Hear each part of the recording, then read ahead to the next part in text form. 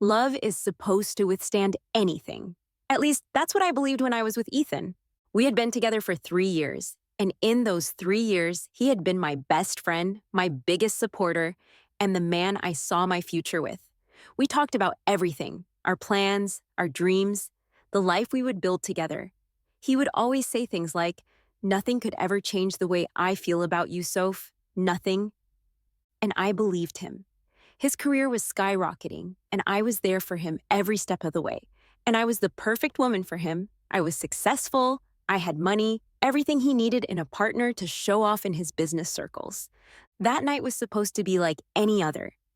We had just finished dinner at my apartment, and I was curled up on the couch while Ethan flipped through TV channels.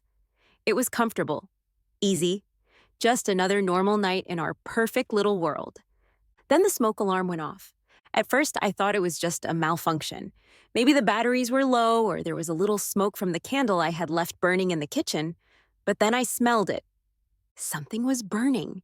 Ethan sat up first, his body going stiff. "Do you smell that?" I nodded, my stomach twisting. Then, before I could move, we heard the unmistakable sound of glass shattering. And everything changed. The flames moved fast.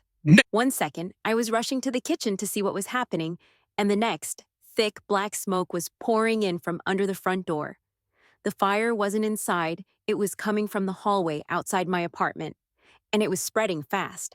Panic surged through me as Ethan grabbed my arm. "We need to get out now!" We ran to the window, but I lived on the 4th floor.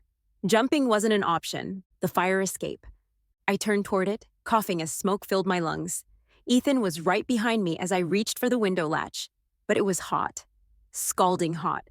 Before I could pull my hand away, there was a loud explosion, like a blast of heat and force all at once. I didn't even have time to react. I just felt my body being thrown back, felt the searing heat wrap around me, felt the world tilt and spin before everything went black. I didn't know how long I was unconscious. When I woke up, I was in a hospital bed, hooked up to machines, my body heavy and weak. Everything hurt. Everything. The first thing I saw was Ethan sitting in the chair beside me. His eyes were wide, almost hollow, like he had been staring at something too painful for too long. When he saw that I was awake, he sat forward, his hands shaking. "Sophia." His voice was barely above a whisper.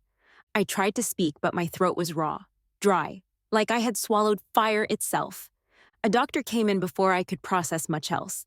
He looked at me with that carefully neutral expression doctors always have when they're about to deliver bad news. "Miss Carter," he said gently, "you've suffered severe burns, particularly to your face and upper body." I blinked. The words should have hit harder, but I was still foggy, still dazed. I reached up instinctively, but my hands met bandages. Thick, heavy bandages covering my entire face. That's when it started to sink in. I wasn't just hurt, I was ruined. At first, Ethan stayed. He brought me flowers, held my hand, told me that everything was going to be okay. But something was off. I noticed it in the way he wouldn't meet my eyes, the way he would flinch whenever the doctors talked about my injuries. He stopped touching me as much, stopped kissing my forehead like he used to. And then, little by little, he started to pull away. One day, he would leave early. The next, he would forget to come at all. And the worst part? I knew why. The moment they unwrapped my bandages for the first time, I saw the look on his face. Horror. Pure, unfiltered horror. I didn't need a mirror to know how bad it was. I could see it in his eyes, in the way his throat bobbed when he swallowed, in the way he quickly forced a fake smile and muttered, "You're still... you." But we both knew that wasn't true. He started avoiding me after that, stopped answering my calls. And then, one day, I woke up to find that he was just gone. No explanation, no goodbye. Just gone. A few days later, I overheard the nurses talking. Her boyfriend left, said he couldn't handle it, walked out like she was already dead. I didn't cry. I didn't even feel angry. I just felt empty, like I had lost everything in that fire. Not just my face, but my love, my future, my dreams. I had given Ethan everything, my loyalty, my heart, my trust. I had believed that he would love me no matter what. But in the end, he couldn't even look at me. And that's when I knew I was on my own. I spent the next few weeks in a daze, letting the doctors do whatever they needed to do. Skin grafts, therapy, pain management. But something inside me had changed. I wasn't Sophia anymore. The woman who had loved Ethan, who had dreamed of weddings and forever and happy endings, she died in that fire. And the woman left behind, she wasn't going to waste her second chance. This wasn't the end of my story. It was just the beginning. I used to believe in fate, that everything happened for a reason, that life had a way of balancing itself out, that if you were good, if you loved deeply and gave everything, the universe would return the favor. But that was before the fire, before I was left broken and unrecognizable, before the man I loved looked at me and decided I wasn't worth saving, before I learned that fate doesn't exist. People decide who they are. And now, I was about to decide for myself. When Ethan abandoned me, I didn't cry. The nurses expected me to, I think. They would speak in hushed tones whenever they entered my room, their eyes filled with pity as if they were waiting for me to break down. But I didn't. Instead, I stared at the ceiling, numb. Ethan had walked out like I was already dead, and maybe, in a way, the woman I used to be was. But then, a miracle happened. A chance for something more. A second life. It started with a visitor. One afternoon, as I was going through my usual therapy session, a man in an expensive charcoal suit walked into my hospital room. He looked out of place, like someone who never belonged in a place full of broken people. His name was Dr. Julian Carter, and he was one of the most renowned plastic surgeons in the country. And for some reason, he wanted to help me. "I read about your case," he said, his voice smooth, his sharp green eyes studying me carefully. "I believe I can give you back everything you lost. And more." I blinked at him, confused. "You mean?" "A full transformation," he interrupted. "Not just your face, but your entire body. I don't do ordinary surgeries, Miss Carter. I create perfection." His words sent a shiver down my spine, because for the first time since the fire, I felt hope. Dr. Carter explained everything. He specialized in experimental full-body plastic surgery, not just reconstructive work, but enhancements. Every inch of me could be rebuilt. My face? Completely new. The burn scars would be erased through a combination of skin grafts, microsculpting, and the most advanced face transplant procedure ever attempted. My body? Redesigned. They would smooth out the damage, restructure my frame, enhance my features, turning me into someone beautiful beyond imagination. I wouldn't just be fixed, I would be perfect. And the best part? The hospital had secured an anonymous donor. All expenses were covered. It was an offer most people would hesitate to accept. The procedure was high risk, the recovery process grueling. But I didn't hesitate. I signed the papers the same day. Because this wasn't just about healing. This was about becoming someone else. The surgery lasted 17 hours. Dr. Carter and his team worked meticulously, removing every trace of my past life, sculpting a new version of me from the ashes of the woman Ethan had abandoned. I drifted in and out of consciousness for days, my body struggling to adjust to the changes. And then, finally, the moment came. The bandages were removed. I turned toward the mirror, expecting to see a stranger. But what I saw was a masterpiece. My reflection was flawless. The once burned and disfigured skin was now smooth and radiant. My nose had been subtly refined, my cheekbones higher, sharper, model-esque. My lips were full, symmetrical, the kind of lips people paid thousands for. And my body? Elegant, graceful. Dr. Carter had crafted perfection down to the tiniest detail. I wasn't just beautiful. I was mesmerizing. And as I stared at my reflection, a slow smile curled on my lips. Ethan would never recognize me. The next few months were a blur of rehabilitation, therapy, and training. Because beauty wasn't enough. I needed to move with confidence, to own every room I walked into. I learned to speak with a measured, alluring tone. I practiced how to hold eye contact, how to use subtle body language to make people lean in when I spoke. I studied people, how they reacted, how they were drawn to me without even realizing it. The nurses, the doctors, even the cold and unreadable Dr. Carter, they all started treating me differently. I had spent months being pitied. Now, people worshiped me, and I knew exactly how to use that to my advantage. One evening, as I was sitting in my new apartment, an elegant, high-rise suite provided by Dr. Carter as part of my recovery, I received a message from an old friend. I almost didn't answer. I had cut ties with my past. But curiosity got the best of me. The moment I heard her voice, I froze. "You won't believe this, Soph. Ethan is getting married." Silence. Then something inside me clicked into place. I had built a new life, a new body, a new identity. And now, it was time for him to meet the woman he never saw coming. I spent the next few days researching. Ethan's life was perfect. A successful business, a beautiful fiancé, a future filled with everything he had once promised me. But what he didn't know was that his perfect life was about to be destroyed because I was going to make him fall in love with me again. And then I was going to break him. I had been reborn, the woman who had once begged for love, who had been discarded like she was nothing, was gone. In her place stood someone new, someone unbreakable, untouchable. I had spent months recovering, refining, reshaping myself into something beyond recognition. I had learned to walk with effortless grace, to speak with a voice that commanded attention, to exist in a way that drew people in without them realizing it. But my transformation wasn't just physical, it was mental.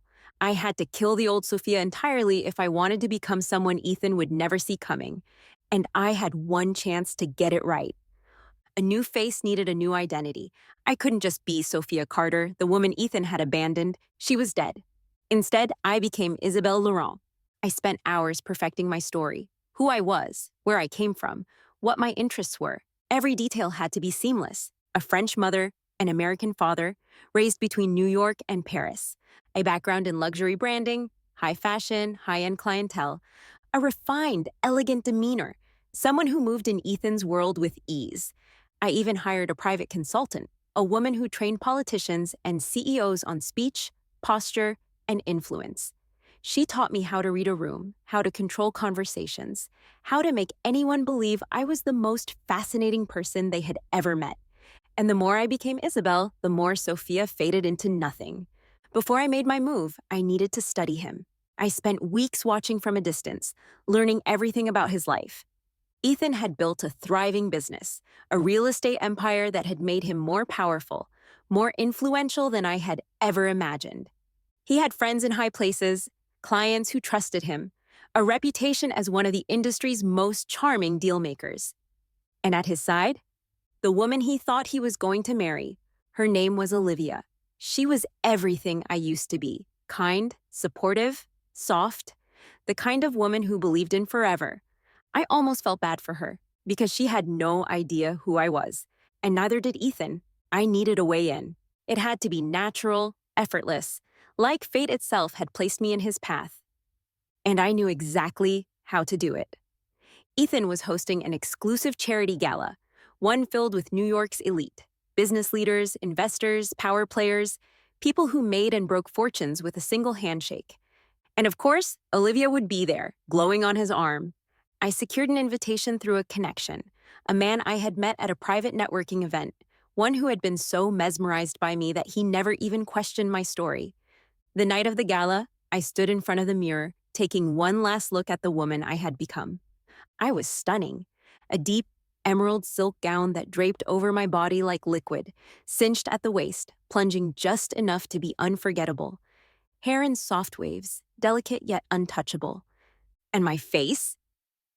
Perfect. Ethan wouldn't stand a chance. The gala was exactly as I expected. Grand, elegant, the kind of event where power was traded like currency.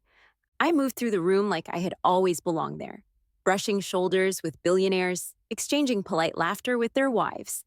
But I wasn't looking for them. I was waiting for him. And then finally, I saw him. Ethan stood near the bar, a glass of whiskey in hand, his other arm draped protectively around Olivia's waist. He looked the same and yet different. Older, sharper, more polished, but still the man who had walked away from me without looking back. I made sure he saw me before I looked away. And just like that, he was hooked. It didn't take long. Minutes later, as I stood near one of the art displays, he approached. "Excuse me," he said, his voice smooth, confident. "I don't think we've met before." I turned slowly, giving him a moment to take me in. His breath caught. I smiled, tilting my head just slightly. Isabelle Laurent, I introduced myself, my voice soft but controlled. And you are? He smirked, extending a hand. Ethan Montgomery. As if I didn't already know. We shook hands, and I made sure to hold his gaze for just a second too long. A moment of intrigue, a flicker of something he didn't understand. A pull. He didn't let go of my hand right away. And that's when I knew. I had him. For the rest of the night, I let Ethan chase me. I was polite, engaged, just distant enough to keep him intrigued. Men like Ethan didn't fall for women who threw themselves at them. They fell for the ones who made them work for it. And that's exactly what I did. By the time I excused myself, giving him one last lingering look before disappearing into the crowd, he was already addicted. I could see it in the way his eyes followed me, the way he hesitated when Olivia spoke to him, distracted. He didn't know why, but he wanted more. And I would give him more, just enough to make him fall. And when he did, I would destroy him. I knew the moment Ethan saw me, I had already won. Men like him didn't fall in love with just beauty. They fell in love with the idea of someone they could never quite grasp, someone just out of reach. And that's exactly who I became. A mystery, a fantasy, not too easy, not too distant. Just enough to make him crave more. And within weeks, he did. Ethan wasn't stupid. He didn't immediately chase after me like some desperate man. He was too powerful, too calculated for that. Instead, he did what men like him always did. He tested the waters. He started showing up at the same events: a charity auction, a private networking dinner, a business gala. And every time he would accidentally find himself near me. Isabel, he'd say, his voice casual, like he wasn't trying. I didn't expect to see you here. Lies. I'd smile, giving nothing away. Ethan, I'd reply smoothly. What a surprise. I let him work for it. Let him come to me. And it drove him crazy. The trick wasn't to give him attention. The trick was to give him just enough to leave him wondering. When we spoke, I would hold eye contact just long enough to make his pulse spike. When I laughed, I let it be soft, subtle, a sound that lingered in his mind. I let him see the kind of woman he thought he had always wanted. Sophisticated, independent, unattainable. Every interaction ended the same way, with him watching me walk away, his fingers curling into his palm like he wanted to stop me. He wouldn't, not yet. Because men like Ethan didn't just fall, that they needed to believe they were the ones making the choice. And so I waited, let him fall deeper, until finally he cracked. It happened at a high-profile investment conference. I was standing near the balcony, sipping a glass of wine, the city lights stretching out below. I felt him before I even turned. The way the air shifted, the way his presence carried a weight that was impossible to ignore. He stepped beside me, his cologne warm, expensive, familiar. You always leave before I get the chance to talk to you properly, he said, his voice just low enough to feel intimate. I smiled, taking a slow sip of wine before glancing at him. Maybe that's on purpose? He chuckled, shaking his head. Isabel, you're unlike anyone I've ever met. That was the moment. The exact second I knew he was already mine. The closer Ethan got to me, the more he started pulling away from Olivia. I could see it. The way his eyes would follow me at events, even when she was right beside him. The way he became distant when she spoke, his mind somewhere else. With me. I let it happen slowly, over weeks, months. I let him fall in love with the idea of me, made him wonder if maybe, just maybe, he had found the person he was truly meant to be with. And then I made my next move. One night after a high-end gala, we found ourselves alone in the quiet corner of a terrace, away from the noise of the party. The air was thick with tension, unspoken words, unsaid desires. He stepped closer, his fingers barely brushing my wrist. I turned, looking up at him, my lips slightly parted. He hesitated, his jaw clenched, and for a split second, I saw every thought running through his mind. Do I cross this line? Do I let myself have this? What about Olivia? I could have let him kiss me. I could have let him ruin everything right there. But instead, I leaned in just enough to feel his breath on my lips. Then I pulled back. Good night, Ethan, I whispered, turning away. And as I walked off, I didn't need to look back to know he was completely unraveling. Ethan started to spiral. He didn't want to be that man. He didn't want to betray Olivia. But he also couldn't stop thinking about me.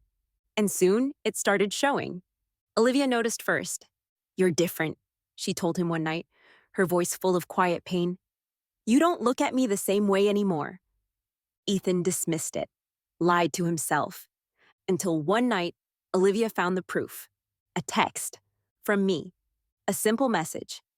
"Do you ever wonder what would have happened if we had met first?" It was innocent, and it destroyed everything. Olivia was devastated. She confronted him, demanding the truth. And for the first time in his life, Ethan had no answers. Because he knew. He loved me.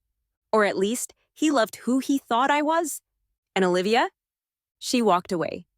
Ethan was left alone, drowning in his own guilt and confusion. And that's when I made my final move. 1 week later, he came to me. "I don't know how this happened," he admitted, his voice heavy, "but I can't stop thinking about you." I smiled, resting my hand on his chest.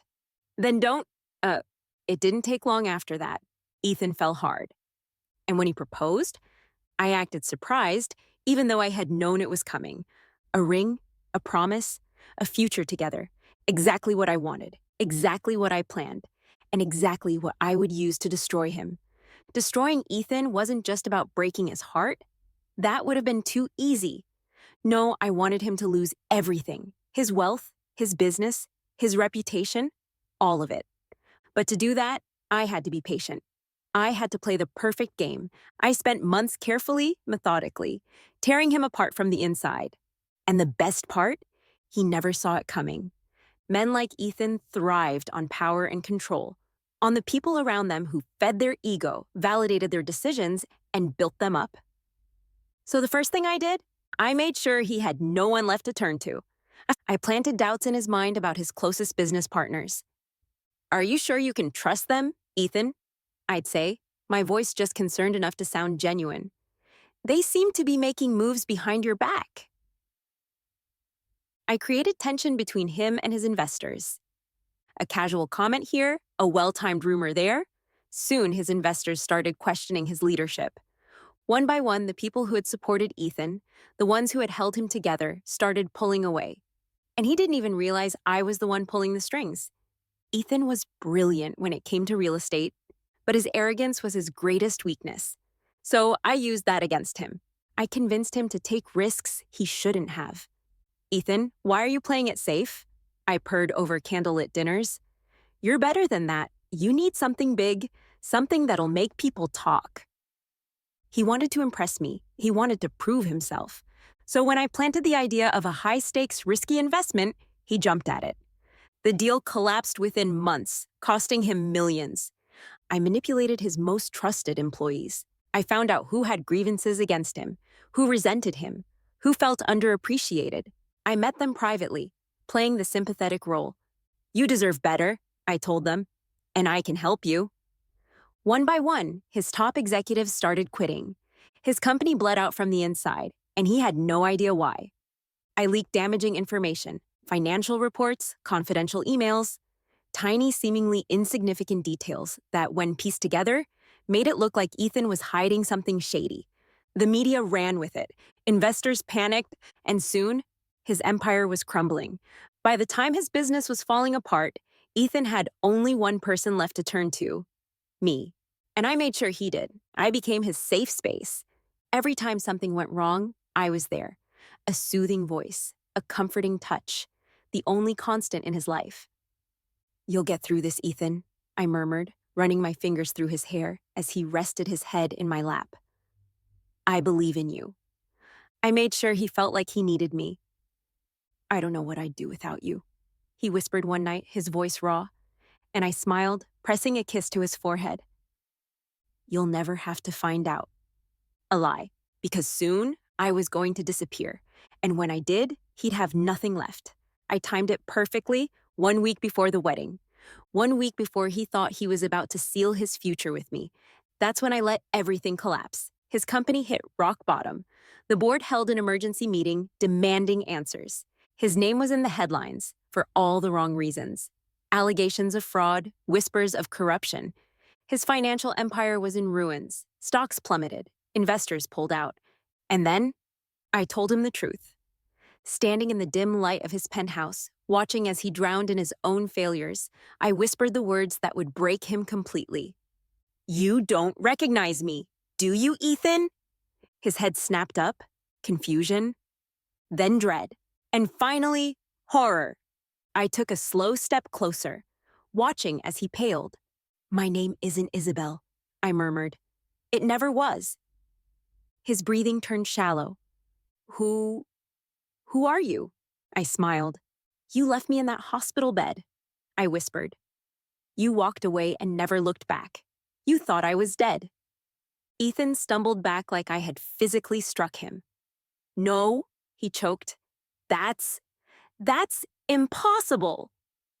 I reached up, running my fingers along my perfect, unscarred face. You see, Ethan, I continued, my voice dripping with satisfaction, I survived.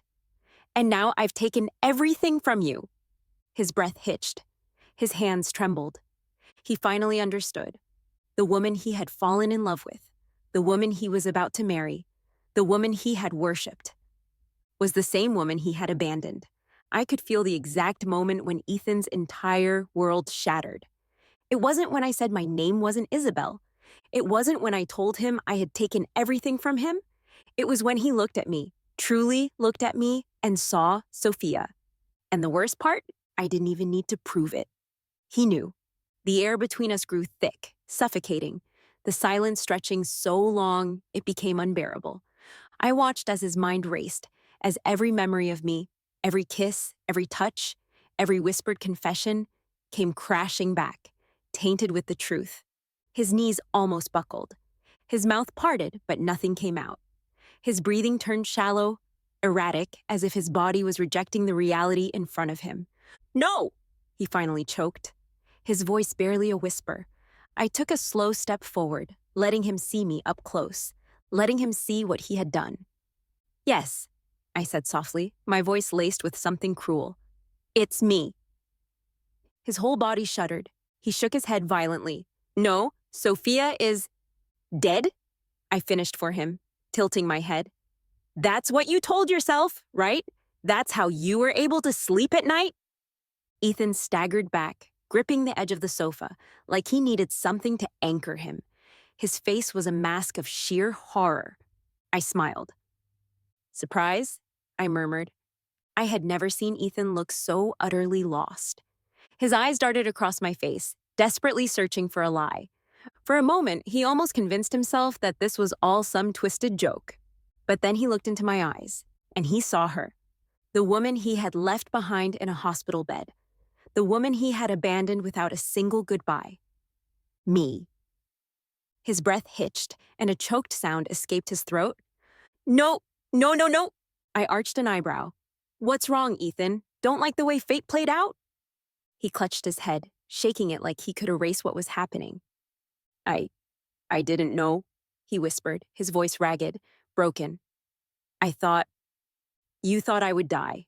I finished for him, my tone deceptively calm. That made it easier for you to leave, didn't it?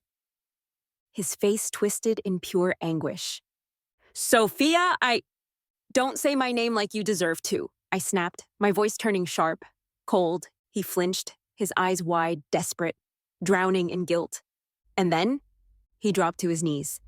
I had imagined this moment so many times, had pictured his face, his regret, his devastation, but nothing could have prepared me for the sight of Ethan Montgomery, proud, arrogant, untouchable, kneeling before me, hands shaking, eyes filled with raw, unfiltered pain. I didn't know, he whispered again. Like saying it enough times would somehow make it true. I crouched down in front of him, forcing him to look at me. Yes, you did, I whispered. You knew exactly what you were doing when you walked out of that hospital. You knew I had no one. You knew I would wake up alone. He clenched his fists, his breathing uneven, his entire body trembling. I thought... He swallowed hard, his voice cracking. I thought you wouldn't want me to see you like that. I laughed, a cold, bitter sound. You mean you didn't want to see me like that? I corrected. His eyes filled with tears. I should have felt satisfied, but all I felt was empty. I had already won. I had broken him. And yet I wanted more. I leaned in, my lips just inches from his ear. You left me to die, I whispered. And now you're the one who's ruined. Ethan suddenly grabbed my hand, his grip tight, desperate. Sophia, please! He choked out, his voice pleading. I let him hold it for a second, let him think he still had a chance. Then I yanked my hand away. Don't, I warned, my voice sharp as a blade. I'll fix it, he rushed out, his words tumbling over each other. I can fix this. I can make this right. I tilted my head, studying him. And how exactly do you plan to do that? Ethan froze, because there was no way to fix this. Nothing he could offer, nothing he could say could ever erase what he had done. I'll do anything, he said, voice raw. I stared at him, letting the silence drag out. And then I smiled.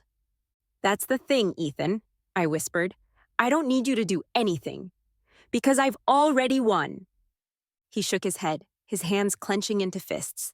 You can't just walk away, he whispered, his voice cracking with panic. Not after all of this. Not after what we had. I took a slow step back. What we had? I repeated, mocking him. Ethan, the woman you think you fell in love with? I placed a hand over my chest, tilting my head. She wasn't real. His breathing hitched. She was a lie, I continued, my voice calm, lethal. I created her for one reason, to destroy you. And guess what? I smiled. It worked! Ethan let out a shaky breath, his eyes red. Lost. Broken. Sophia, please. I turned away, walking toward the door. His voice hitched in panic. Wait! I paused, just for a second. Then I glanced at him over my shoulder, my expression blank. You should have let me die, I whispered.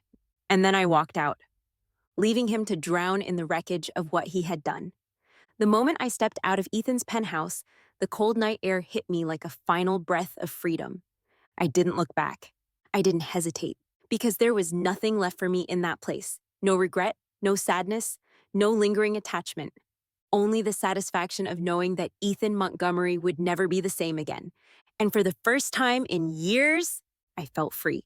As I walked down the quiet streets, my heels clicking against the pavement, I replayed the night's events in my head. The horror in Ethan's eyes. The way his voice had cracked when he begged for another chance. The sheer panic in his face when he realized he had been played. It was perfect. But something unexpected settled in my chest. Relief. Not the smug, triumphant kind, but the kind that felt like closing the door to a life I no longer belonged to. For years, my revenge had been my reason for surviving, but now that it was over, I was finally ready to live. The fallout was swift and brutal. By the next morning, the media was ablaze with headlines. Ethan Montgomery faces business collapse after major investor walkout. Montgomery, realty in crisis. Scandals emerge.